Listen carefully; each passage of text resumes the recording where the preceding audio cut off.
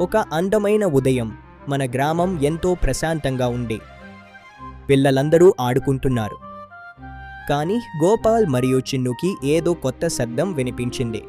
డుమ్ డుమ్ డుమ్. ఈ శబ్దం ఎక్కడి నుండి వస్తోంది చిన్ను?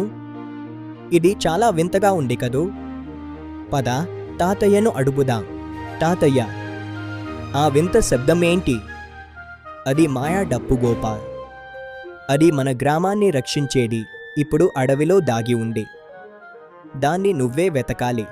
మాయా డప్పు కోసం అడవిలోకి ప్రయాణం మొదలైంది. భయం వద్దు చిన్ను, మనం దీన్ని సాధించగలం. అడవి ఎంతో అద్భుతంగా ఉంది కదా. ఆగండి, నా పొడుపు కథకు సమాధానం చెబితేనే ముందుకు వెళ్ళనిస్తా. తాళాలు లేని కీలు ఏవి? కీబోర్డ్. ఆహా, నువ్వు చాలా తెలివైన వాడివి. వెళ్ళు, చివరికి చేరుకున్నాం. ఇదే ఆ మాయా డప్పు. ఎంత అద్భుతంగా వెలుగుతోందో చూడు. దీన్ని వాయిస్తే మన గ్రామంలో సంతోషం నిండుతుంది. డుమ్. చూడు చిన్ను, మాయాజాలం మొదలైంది. రంగురంగుల కాంతి ఊరంతా వ్యాపించింది. అందరూ సంతోషంగా నవ్వుతున్నారు. మన పండుగ మళ్ళీ వచ్చింది. నిజమైన మాయాజాలం మన దయ మరియు ధైర్యంలోనే ఉంటుంది.